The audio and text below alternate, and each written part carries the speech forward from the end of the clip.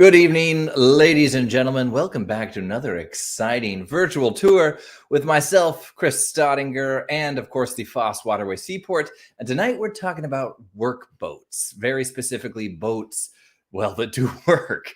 And what gets left out of that designation? Well, pleasure craft, speedboats, anything that would be used for just personal use. Yachts go into the non-work boat category.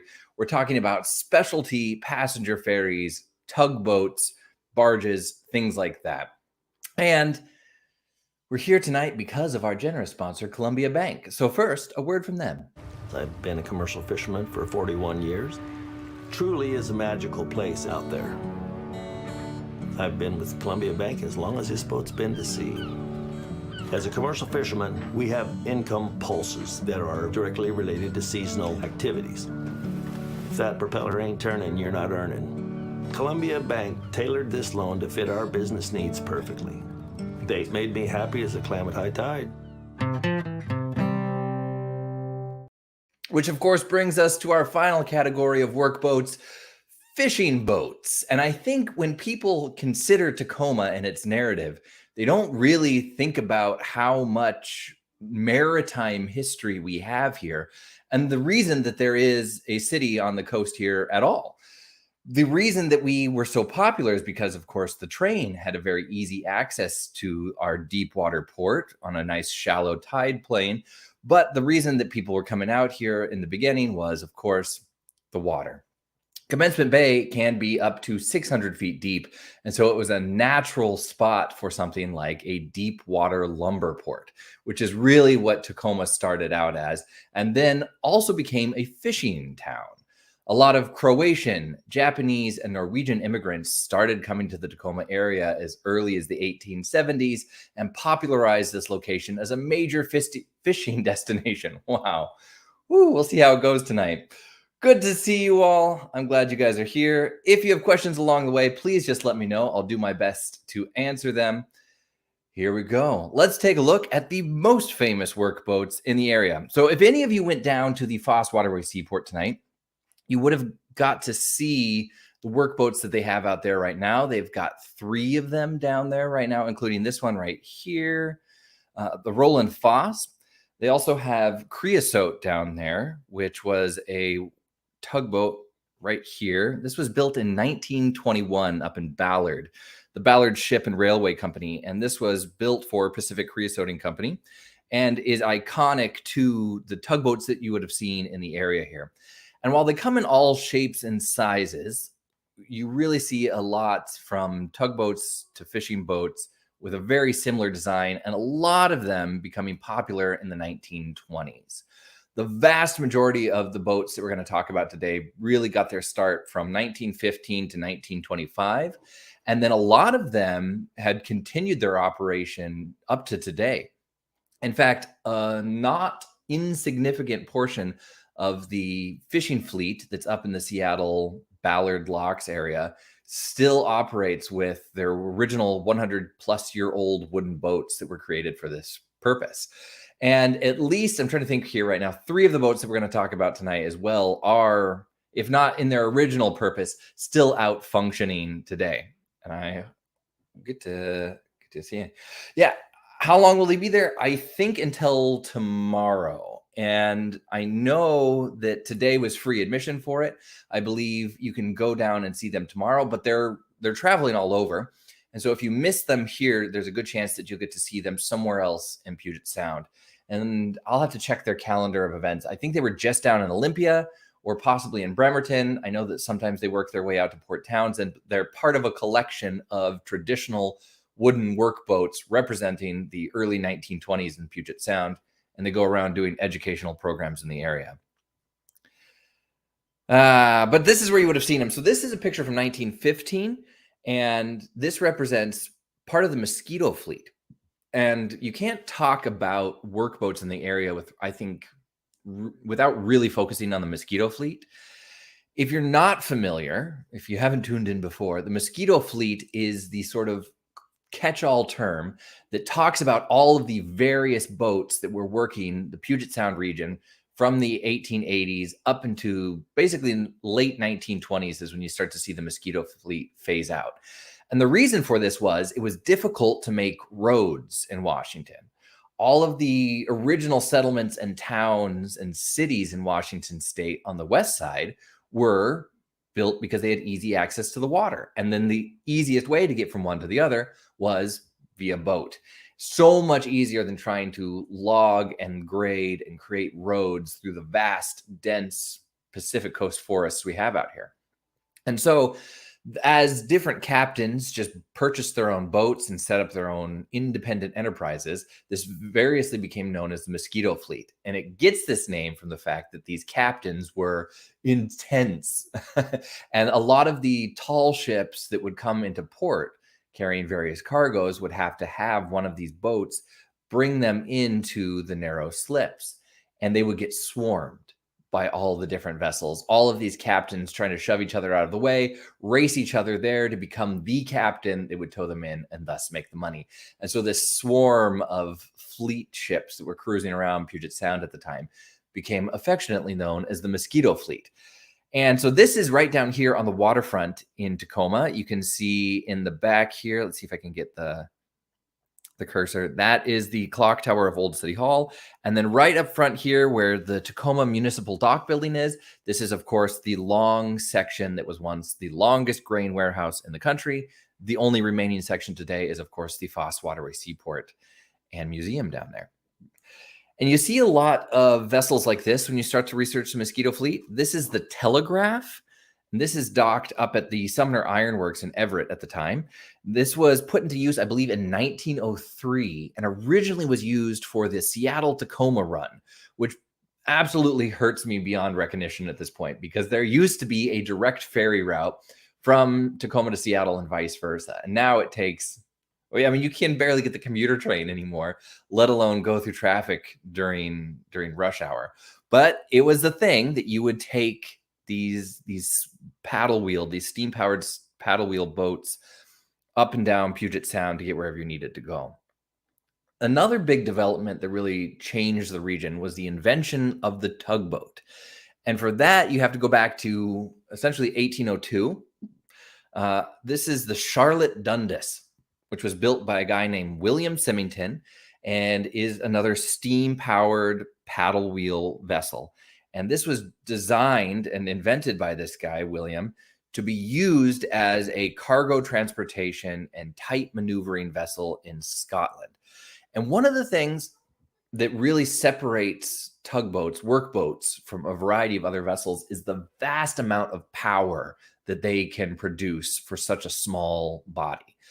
Time and time again, when you look at tugboats from 1802 to now, the thing that you'll notice is that they are way overpowered. They put all of their stats into strength and thus really allows them to move massive amounts of whatever it is, from a cargo vessel to a barge of gravel, rock.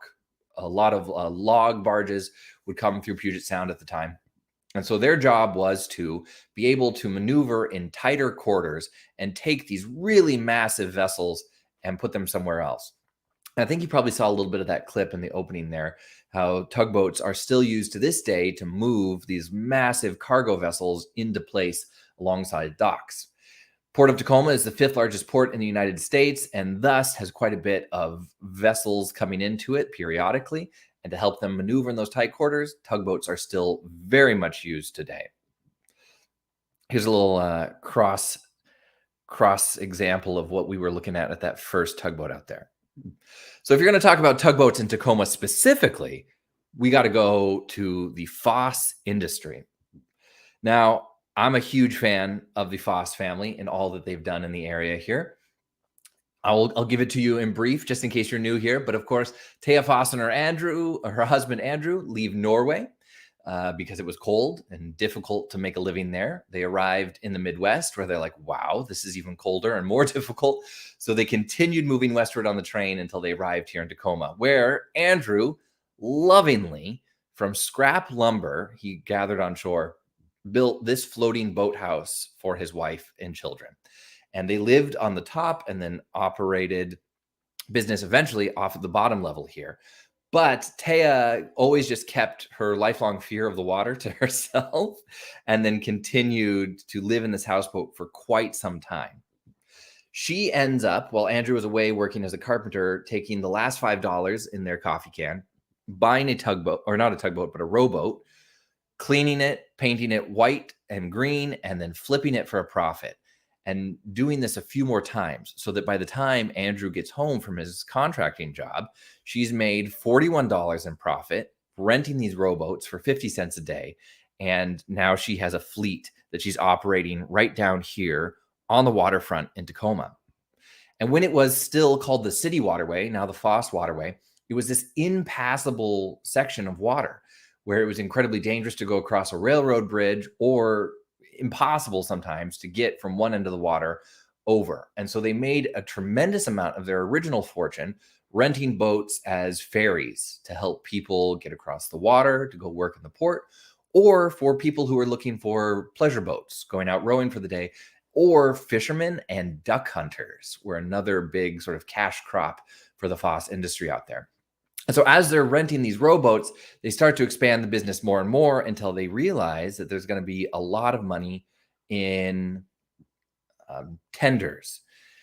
And so eventually Taya and Andrew get together and they buy a series of boats that they start renting out for a Foss water taxi service. And that grows both in popularity and success. And as they acquire more and more launches, they start operating, bringing supplies out to the various cargo vessels that were coming in the area. And by 1904, they still don't have their first tugboat, but the Foss industry had already made a name for itself. And the sons of the Foss Empire were very clever in that working with people out in Port Townsend, they were essentially cutting deals so that they would be notified first when a cargo vessel was coming to Tacoma. And so they could go out early and bring just a box of like apples or a box of oranges and be like, hey, welcome to the area. If you need anything, we're the Foss family. We're here for you. And so beautiful salesmanship, instantly establish good rapport, demonstrate their ability to bring stuff to and from vessels. And they were inevitably going to be the one getting the contract, bringing in these large cargo vessels or bringing out supplies to a lot of them.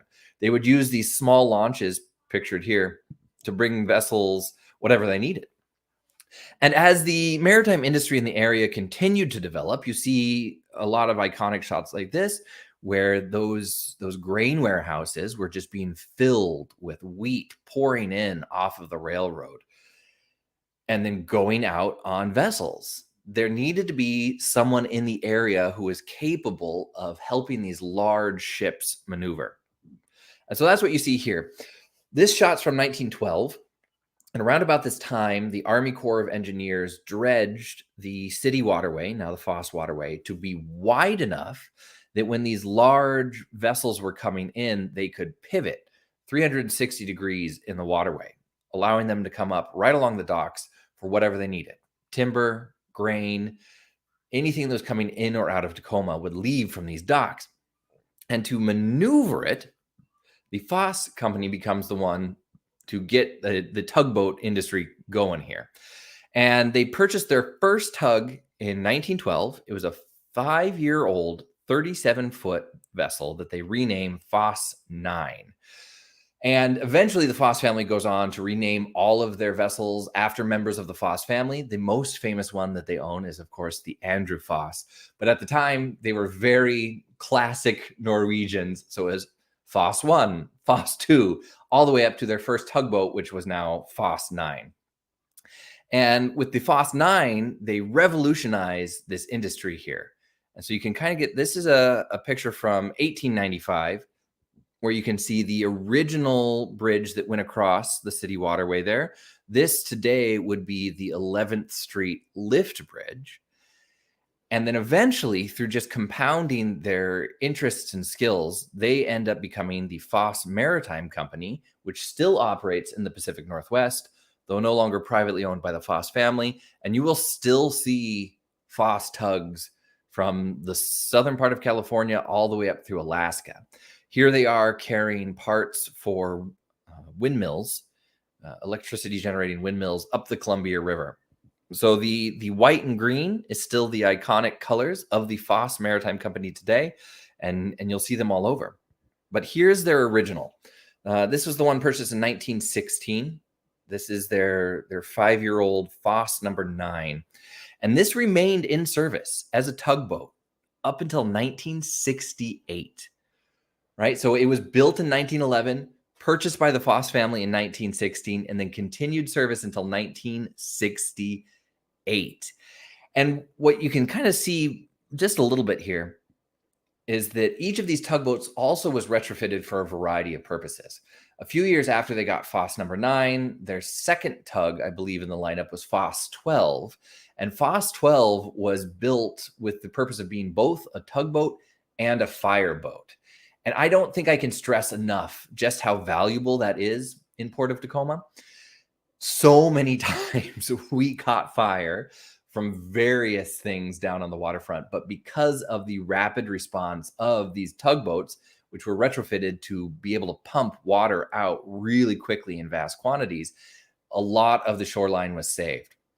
And in fact, the Foss family ends up moving from kind of where the Foss Seaport is today across the water into the Wheeler-Osgood Waterway, which if you've seen the Foss Waterway ever on a map, there's sort of this arm that goes off into the distance. That used to be part of the Puyallup River. When that got filled in so that the water no longer flowed in there, this became an area where the Wheeler-Osgood company set up shop, and they produced furniture in-house. They were a milling company that created their own furniture, and log rafts would be floated in. They would take them out, mill them down, and then create this furniture. But what was left over was a great deal of sawdust, which they burned. And to burn it, they put it in this enormous contraption called a beehive burner, where you just shovel in all your stuff, you light it up, and hopefully nothing catches fire. But at least 18 different times it did. So, hey, welcome everyone. I'm glad to see you guys are here. And yes, no joke, the vessels that we're talking about tonight were absolutely built to last. They have managed to survive so much. And in particular, we're going to talk about one today called the Western Flyer, which has gone through such ordeals in its lifetime, but continues out there today. So here is a picture of 1931 Foss Company's launch and tug company. This is the largest fleet of tugs on the Puget Sound at the time. They're right out front of their waterfront office. And you can see Tacoma skyline up there right in the background right here. That's the peak of Stadium High School. You can just barely make out the tower right here. That's First Presbyterian Church. You might recognize. Oh, that's not quite lining up here. This is the last one was a tree. This is the peak of First Presbyterian right here. And at the time, they had their main office at 400 Dock Street, and they continued to move it all around. But this shows the 12 tugboats in their operation at that time. And you can see the variety of sizes and purposes that they had there. And this is also right next to a small service boat lined up next there for, I don't know, size comparison, I suppose. But I think the largest tug at this time would have been the Andrew Foss. The Andrew Foss tugboat is 97 feet long, and it was built in 1905. And the smallest tug is at the far right next to the service boat. It is this white one right here. That's the Peggy Foss. She's 32 feet long, built in 1912.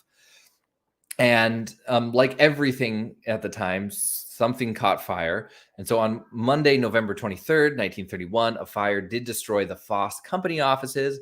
Ironically, they were not able to extinguish that blaze in time, even though they had the vast majority of fireboats under their command at the time. So they just rebuilt on the same site. And in 1943, they moved to Middle Waterway. But they were operating all of these Foss tugboats at the time. And this one right here, this is the Peter Foss. This is 62 feet long, 19 feet abeam, so 19 feet wide for my lubbers out there, and has a 375 horsepower Western Enterprise diesel engine.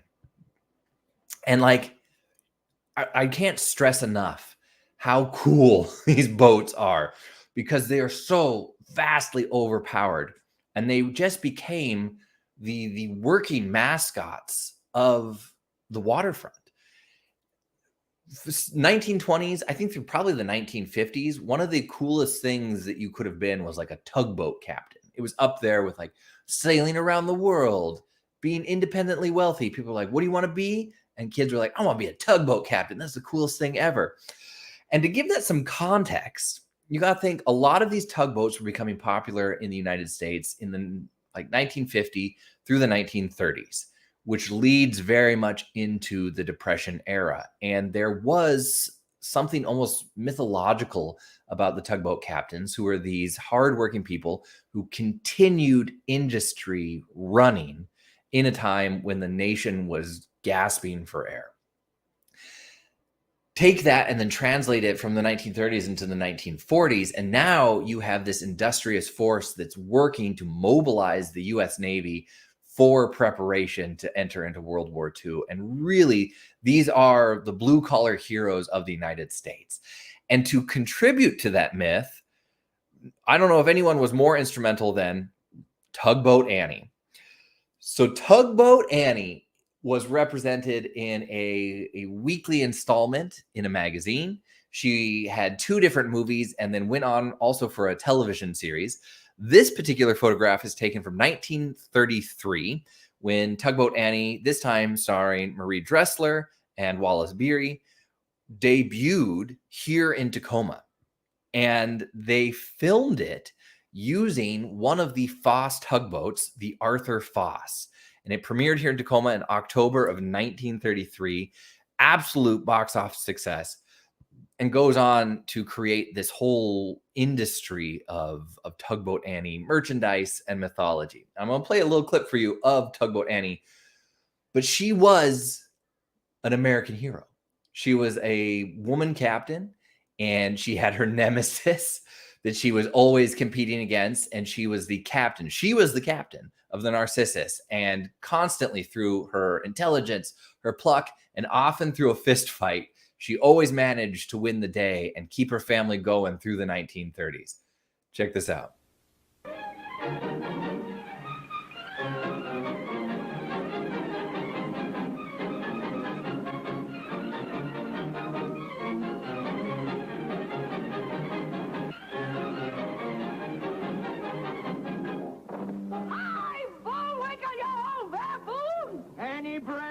I'll get even with you if it takes the rest of my natural life.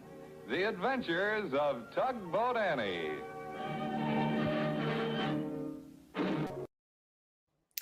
So yes, Tugboat Annie is captain of the Narcissus. Her nemesis in life, Captain Bullwinkle, that doofus you just saw, is captain of the Salamander, which is the perfect melodrama just waiting to unfold on the silver screen. And all of this takes place in the mythical city of Tacoma. And the life and times of Tugboat Annie are based on the mythology of Foss. And they diverge pretty greatly in that Foss was a soft-spoken, introverted Norwegian woman who was instrumental in the diplomacy of the city of Tacoma and was really iconic, not just in building this maritime industry here, but also setting up a place where Norwegian immigrants could come and learn the language and get acquainted with the area and get jobs. She always had a pot of coffee ready and was there at all times to help settle disputes between the tastemakers in Tacoma. Whereas Tugboat Annie, not afraid of the water, is this rambunctious, really loud speaking fisticuffs captain. And she's the hero we need, as is Foss. So the truth is somewhere in the middle between the two of them. But the success of Tugboat Annie can't be overstated. And so when they came and filmed in Tacoma, it was a huge deal. And at that time, I think that movie also had co-star Ronald Reagan, back when he was still just an actor. And then this is them on the bridge of the Andrew Foss, I believe, at the time. So movie stars, entrepreneurs, maritime aficionados, the Foss family becomes the family to create a workboat industry in the Puget Sound. And they diversify just from pleasure craft to launches to tugboats. And like I said, one of the big things that they did was create some for safety. So this is one of their early boats here. Eventually, they would go on to create more tugboats like this one. This is Diamond B, which is towing one of these massive cranes on a Foss barge. And if you haven't ever gone out in the early morning and seen when the cranes come into Tacoma, this is still how they do it. They load up those massive brontosaurus-looking cargo cranes that go to Port of Tacoma in China, fully erected, and then send them across the Pacific Ocean like that, and then they get tugged into place here in Tacoma. And it is absolutely astounding to see them roll out of the early morning mist across Commencement Bay. But it's the same design that they've always done. This one, I'm trying to think here, Foss number 17 is the tugboat that's behind the crane here. And you can see, here it is. This is Foss number 12. That's the one I was telling you about. And this one, you can see it better here, has the fire hoses equipped on it, but it was at its heart a tugboat.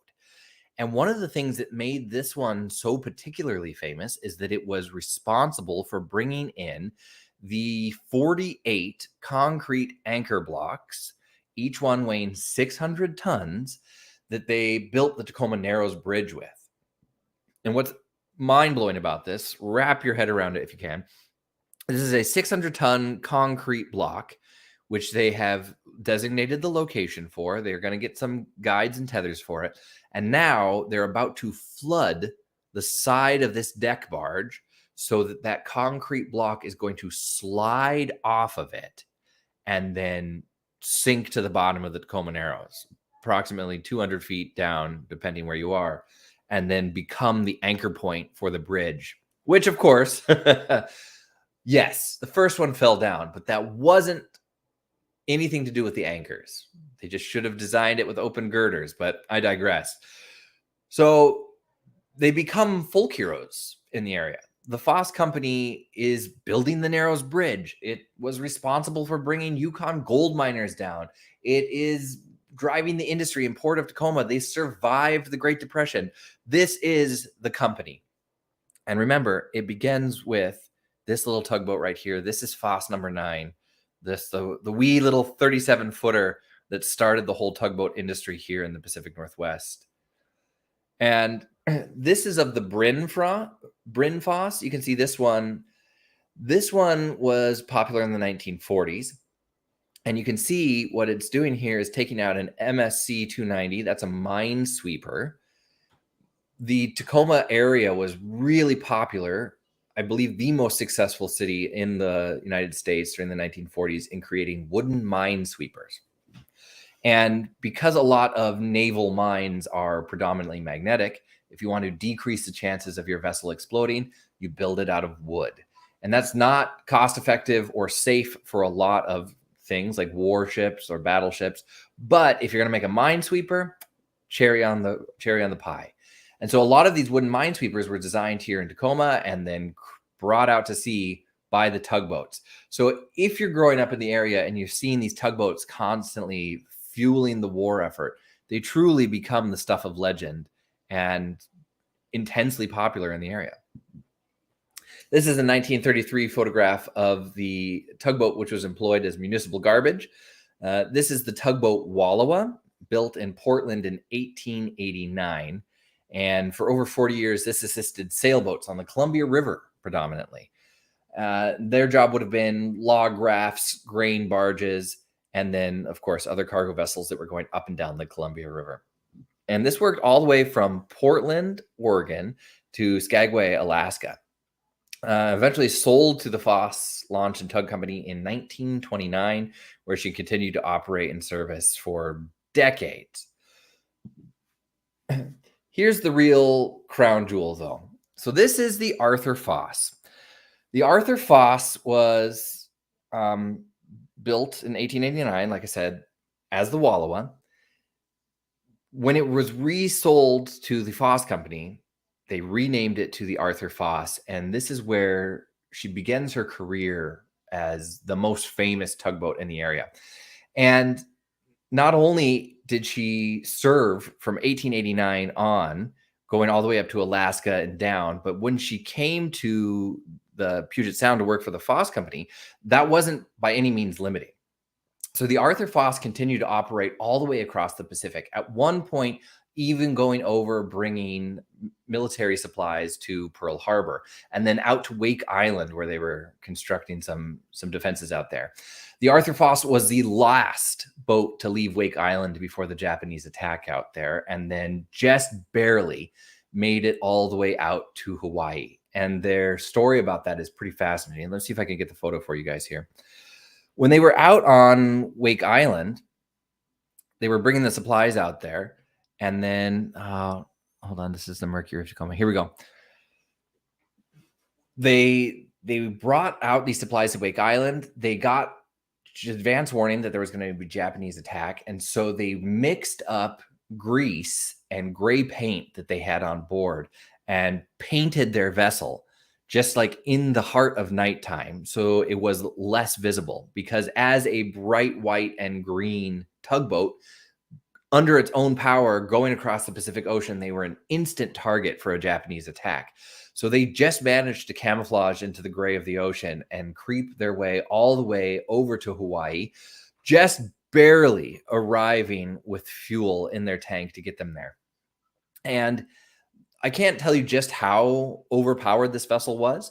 It was strong enough to make its way across the Pacific Ocean and to carry a tremendous amount of cargo as it went. Eventually, this vessel goes on, here it is in its early days here, to work again as a tugboat in the area. They bring it back over and then get it retrofitted. And here it is today. It is currently the oldest continuously working wooden tugboat in the world. It's up in the Seattle area right now, where the Foss Maritime Company is currently headquartered. And from 1889 to today, this has had a career. And you can get onto it and get to explore it today. I'm going to share a link with you guys a little bit later. There's an amazing 15-minute video about it on YouTube, where the captain of it and the company that works with it talks a little bit about their time and sort of what it's like to be on board it. But if you're interested, it is up in the Seattle area and is just the most iconic, I think, tugboat, not just of the Foss enterprise, but of the Puget Sound maritime industry, to be the oldest continuously serving, but also the flagship of the Foss fleet is pretty extraordinary. And I think talks a little bit about just how popular the tugboat industry was out here. This one is another one of the mixed use ones. This was a tugboat and passenger ferry. You can see everybody in their Sunday best up top there. You can also see the bridge that crossed over City Waterway. So this is looking eastward across what is the Foss Waterway today. And that trestle bridge up there was the bridge that would later be replaced by the 11th Street Bridge right there. And so this is the Fossberg. It's only a 15-ton, 100 horsepower tugboat that's 64 feet in length. And this was built in 1912 in Gig Harbor. And a lot of shipbuilding industry was shared in between Gig Harbor and Tacoma. Tacoma had hands down the largest of the shipbuilding shipwright companies in the area, but Gig Harbor did quite a few of their own as well, including a lot of the fishing vessels from that time. I'm trying to see if I can get a good one for you here. I'll show you the Shenandoah here in a little bit. Here's a up close shot of Foss number 12, and then you can see them in action here. This is Foss number 12 fighting one of the many grain warehouse fires there in 1914. And this was, again, a 43-foot vessel, so you can get some comparison there. This is the same tugboat that was bringing those 600-ton concrete blocks to the Narrows Bridge anchors. But here it is serving in its day job of bringing peace to the community out here. And right in the back there, you can see it where it says Union Oil. That is still a fuel depot today. If you go down to the Foss Waterway, and if you're interested, we are still doing our kayak tours of the Foss Waterway, operating with the Foss Waterway Seaport. But that is essentially the location where Phillips 66 is today. And a lot of people know it affectionately as the Olympic Torch. If you've ever been down on the waterfront, you've probably seen that large fire that shows up every now and then. That's off-gassing for the Phillips 66. And that is that location where Union Oil is today. So you can see it. Let's see if we can get that marker up again. Right over here. And of course, when you have a fuel depot and then endless timber industry down there, things catch fire. This is one of my favorite photos. So local icon William Case, or Bill Case, was a soldier for the U.S. military. He ends up moving to the area here and working through the ranks of the Foss Company. He becomes their lead dispatcher late in his life, but he was in command of Foss number 12. And this is his son posing on the tugboat here when Foss 12 was taken over. And Bill Case, I think, has some of the most fascinating history in the area here. Not only did he work for the remainder of his life for the Foss Company, he was the skipper for Foss 12 for the longest period of time before he ends up getting promoted there. And I did a story on him recently. He bought a vessel that was an old lifeboat towed into the Tacoma area that he renamed the Baby Dumpling. But it was like, I believe, like a 30-foot lifeboat that a Pacific cargo vessel found floating in the middle of the Pacific Ocean. They towed it into Tacoma and just sold it as surplus, but it had several emergency water ration cans empty inside, couple packages of empty biscuits from emergency rations, as well as cigarette cartons from Australia. And the entire thing had been blasted up with 38 caliber bullets. And to this day, nobody knows where it came from, what happened to it, or where the people who were surviving on board ended up. But it's not on any missing roster of vessels that have sunk that I've ever been able to find. So if you know anything about missing lifeboats in the Pacific Ocean in the 1930s, keep me posted because I'm deeply curious about it. But it ends up getting bought by Mr. William Case, turned into a pleasure craft, and then served on the waterfront down here in Tacoma for quite some time. Here's this is the first professional fireboat.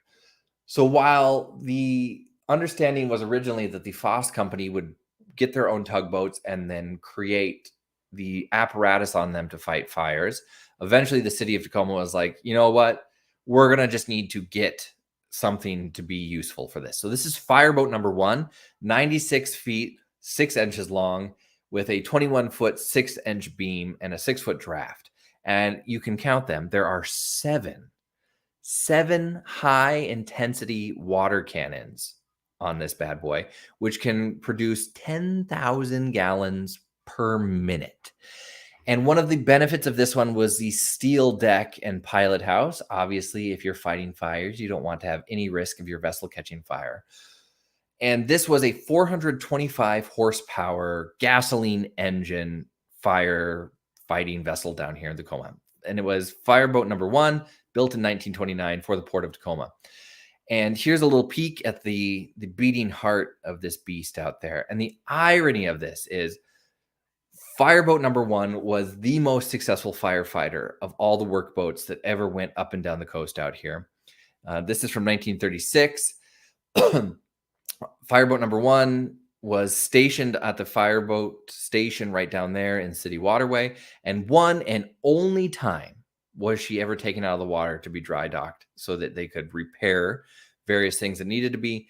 And that happened to be, I believe, 2 days before the Centennial Mills fire began and spread out of control, destroying the 8-story grain storage building pictured right here down on the waterfront. And this was the only time, right? The only time that the city's most useful weapon for combating fires had been taken out of the water and the engines had been removed to get them refurbished and replaced. The irony is almost too brutal.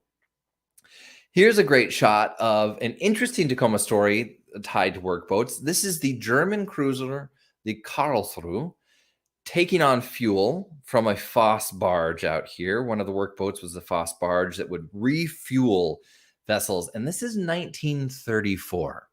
So you can sink this into the timeline of where we are in our relationship with Germany at this time. But it was right at the time where things were starting to get dicey around the world, but we were still okay with Germany. And so their vessel here came, took on fuel in Port of Tacoma. And it is one of the tragedies of the area because a young sailor on board on this 6,000-ton vessel that had 3 turrets and 4 torpedo tubes was a machinist, a machinist's mate, I believe, actually, a guy named Carl Lickschi, and he died March 17th, 1934. Why? Food poisoning. His fiancée shipped him a package of fish to give him a little treat and a taste of home, and the fish went bad. And so when he ate it, he died on board from extreme food poisoning and ends up getting buried with full naval rights at Mountain View Memorial Park Cemetery, where if you go out today, you can still find his burial site here. This is from the ceremony. The military escorted him down off of that vessel, and then he was buried out there. He has the German all over his final resting place as well. But if you're curious why a German died in Tacoma in 1934, well, it was love and bad fish, which I think have probably hurt us all at some point or another. This is a picture from June of 1948. The Tacoma Boat Building Company completed the Scarlet Queen. And remember, I mentioned so many of these wooden vessels were being produced in Tacoma, and not just tugboats, but a whole variety: wooden minesweepers, tugboats, and fishing vessels. The Scarlet Queen at the time in 1948 was declared the largest tuna clipper in the world at 165 feet long and 35 feet wide.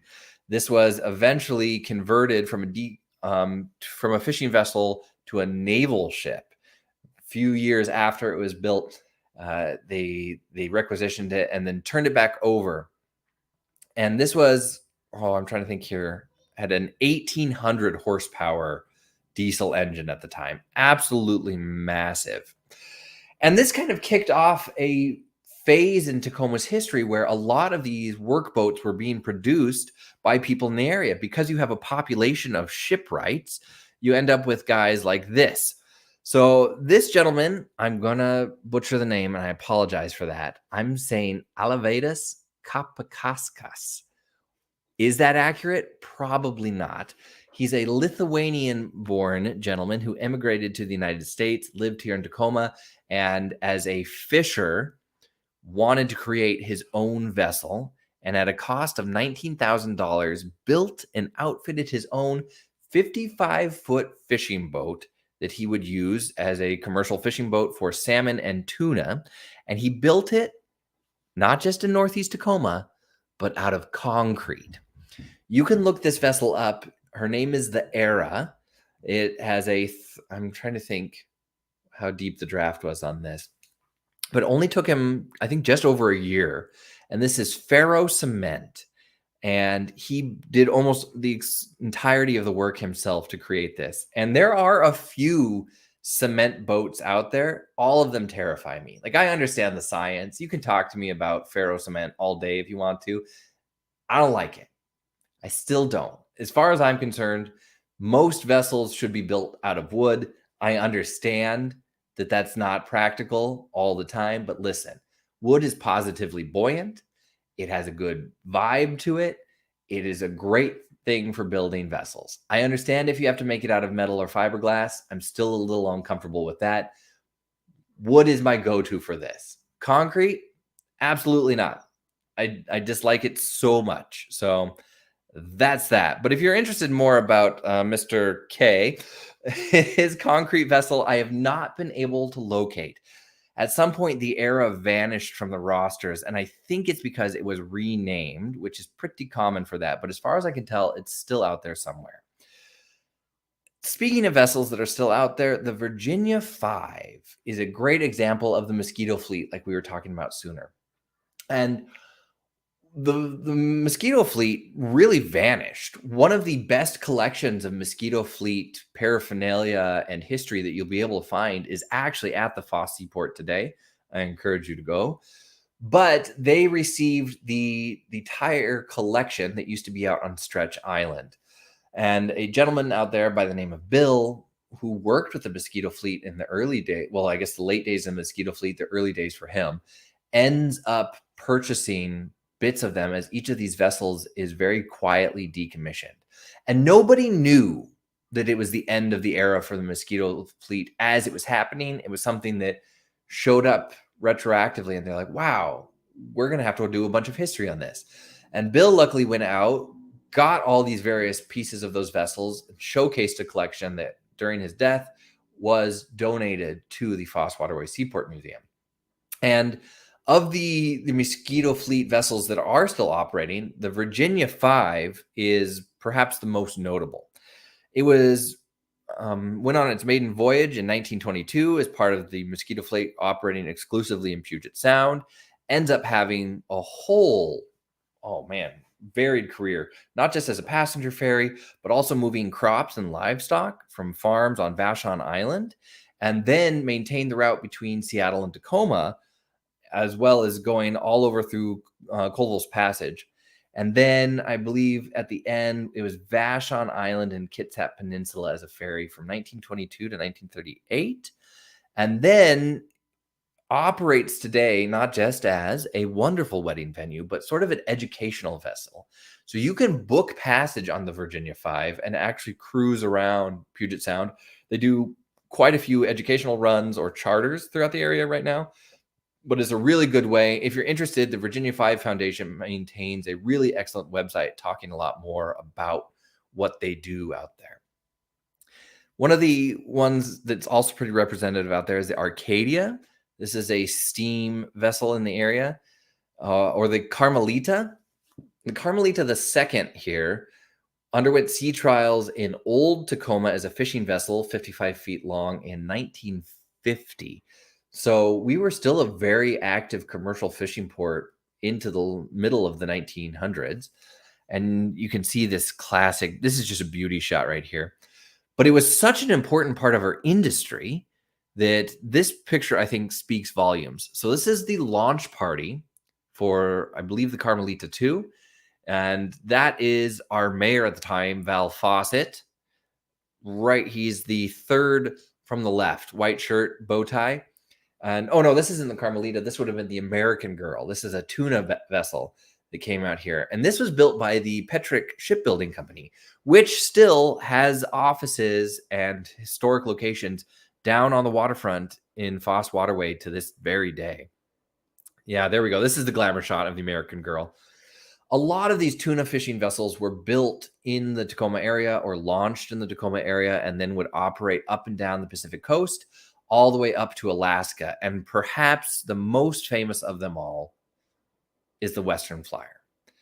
Now, if you don't know the Western Flyer, it was built like so many of the vessels in the area by a Croatian immigrant, Mr. Martin Petrick. He's the guy who founded and operated the Petrick Shipbuilding Company down there on the Foss Waterway. The Western Flyer, built here in Tacoma, launches with the purpose of being a fishing vessel, but is commissioned and chartered while under command of its captain, Mr. Petrick, as a vessel for John Steinbeck. This is where it really gets famous. John Steinbeck and his marine scientist buddy end up chartering this vessel, the Western Flyer, and they go up and down the coast of California. And I'm trying to remember what year this was. It was captained at the time by Tony Berry. Tony Berry was the son of Frank Berry. Frank Berry and Mr. Petrick were in business together. Frank Berry has some wild stories of his time up in Old Town. But Tony Berry was the captain, I believe, of the Western Flyer when it was working as a sardine fishing vessel along the coast of California, and then got chartered for Steinbeck's voyage in there, where he ends up writing the log from the Sea of Cortez. And if you're not familiar, the log from the Sea of Cortez ends up being a really inspirational book, perhaps one of Steinbeck's most valuable and worthwhile, I think. And it's the first book that he writes after Grapes of Wrath. And as opposed to a lot of fictionalized adventure novels, is really this inspirational look at marine science adventure and kind of early conservation efforts. And they're looking at the way that the California coast had changed and marine life in the area and sort of this forward look at what America was about to become. It goes on to inspire entire generations, not just of marine biologists and geologists, but also just people interested in the story of the United States. And so it was written by Steinbeck from the desk on board the vessel, the Western Flyer here. Here's a picture of the chart room with the desk. But the thing about the Western Flyer was that it disappeared for a long time. So it ends up going on after being chartered by Steinbeck to continue operating as a fishing vessel. It eventually gets renamed the Gemini and then lost until this gentleman who was inspired by the story that Steinbeck wrote ends up looking for it and finds it after it had really just been demolished. I think it operated as a fishing vessel under the ownership of a Norwegian captain, a guy named Ole Knutsen, who operated it until 1993, if I'm not mistaken, where he decided to retire. He ends up selling it for $100,000, now named the Inia, and goes on to just change hands a few more times until it eventually, in 2012, I think, sinks, not once, but twice. Here it is in its absolute saddest state, but gets purchased in 2015 by a gentleman named John Gregg. And John Gregg buys it for the astronomical price of $1 million and then enlists the skill and expertise of the Port Townsend Shipwrights Co-op, who painstakingly restore this wooden vessel back to its historic and operational glory, while also modernizing it enough that it's now safe to go at sea. And just in June of 2022, so just last year, the Western Flyer relaunches and goes back out to sea, and you can visit it today. It cruises all over Puget Sound now as an educational vessel, continuing the work that Steinbeck originally intended for his novel of teaching people about the region here. So you can see, fittingly enough, it's getting brought out to sea by a tugboat. And it remains one of the operational workboats out here in Puget Sound today, really sort of inspiring people to get involved in the story of Puget Sound as a workboat capital on the West Coast. Another one here that I've got for you, this is the Shenandoah. So the Shenandoah was a fishing vessel built in the area in 1925, and then it too sank and was in absolute disrepair until the Maritime Heritage Museum in Gig Harbor purchased it in 2000. And is in the process, this is kind of a before and after you can see, of restoring it out there. And this one isn't going to go back to sea. This is going to remain a permanent exhibit in this space curated especially for it on the side of the Heritage Museum out there. But here's a picture taken not long after it originally launched out there. And that's what I think is so extraordinary about this, is that the work vessels in this area, from fishing vessels to tugboats to even this one here, this is one of the original just small craft that was handmade by Andrew Foss. And the legacy of this area here goes so much deeper than people think. In the middle of the 1900s, Andrew Foss designed a specialty teardrop hull design for tugboats that made them infinitely more stable and safe, and had the opportunity to patent it and refused. He thought it was more valuable that fishermen and tugboat captains would be safe at sea than that he turn a profit from it. And that's just sort of the attitude that went throughout here. And I think one of the many reasons why tugboat captains in the area here became sort of creatures of mythology. And when you go around the area here, there's still quietly the unsung heroes of this region. And so if you have the opportunity to go see any of the Mosquito Fleet passenger vessels, including the Virginia 5, or any of those really classic tugboats from the area, the Chippewa, the Shenandoah, not the Shenandoah, the Creosote, or the Andrew Foss, absolutely do, because they are the iconic reason that the Puget Sound flourished the way that it did, specifically during the Depression era. So there you go. Whew, man. Yeah. So I'm going to go through the questions. Yeah. Concrete. It's like, why? You just want your vessel to sink. I get it. I understand. I just hate it. So yeah. A lot of people assume the Western Flyer is just a toy wagon, but in fact, it is one of the most famous. It's like, I'm trying to think what it is. There's certain things where only people who are really into it, like the people that read all of Tolkien and then really followed the movies and want to buy the collectible pieces that were used on set. That's the kind of stuff. Like Lord of the Rings people have the same fervor that tugboat aficionados do. And so a lot of those workboats that disappeared off the map are now being purchased by people who were inspired by them in the 1950s and 60s and refurbished in the area and given a new opportunity to sing their story. So shoot. If you guys have questions, let me know. But thank you for joining me tonight and exploring the passion of the working maritime industry here in Puget Sound, specifically Tacoma. And if you get an opportunity to check out Tugboat Annie, please do. I think it has maintained its entertainment value despite being produced almost 100 years ago.